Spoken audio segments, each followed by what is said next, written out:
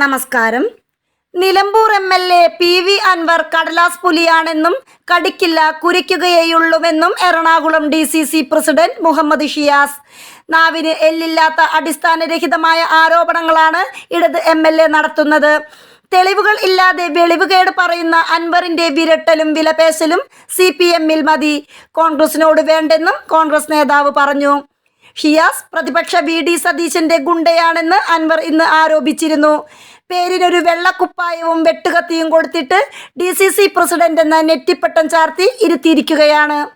രാഷ്ട്രീയ നിരീക്ഷകൻ advocate A. ജയശങ്കറിന്റെ മുണ്ടൂരിയും തലയിലൂടെ മാലിന്യമൊഴിക്കും എന്നൊക്കെ പറഞ്ഞ് എറണാകുളത്തേക്ക് വന്നാൽ അൻവർ മുട്ടിലിഴഞ്ഞു പോകേണ്ടി വരുമെന്ന ഷിയാസിന്റെ പ്രതികരണമാണ് അൻവറിനെ രോഷാകുലനാക്കിയത്.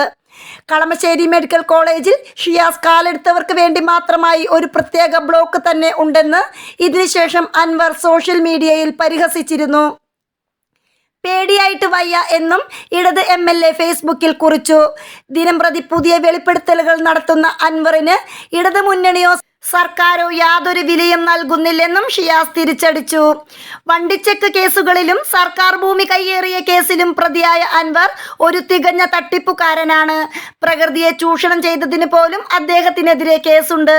പൊതുജനങ്ങളെ കബളിപ്പിക്കുവാൻ വേണ്ടി നടത്തുന്ന നിരന്തരമായ അധിക്ഷേപങ്ങൾ കൊണ്ട് മുഖ്യമന്ത്രിയെ വിരട്ടുന്നത് പോലെ കോൺഗ്രസ് നേതാക്കളെ വിരട്ടാമെന്ന് കരുതേണ്ടെന്നും എറണാകുളം DCC പ്രസിഡന്റ് പറഞ്ഞു.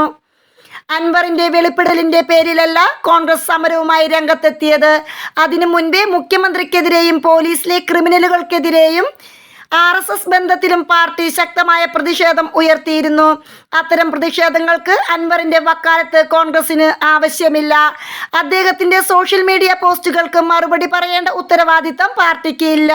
ഈ തട്ടിപ്പുകാരനെ തിരിച്ചറിഞ്ഞ് കേരളീയ സമൂഹം പരാമർശങ്ങളെയും പ്രതികരണങ്ങളെയും തള്ളിക്കളയുമെന്നും മുഹമ്മദ് ഷിയാസ് കൂട്ടിച്ചേർത്തു.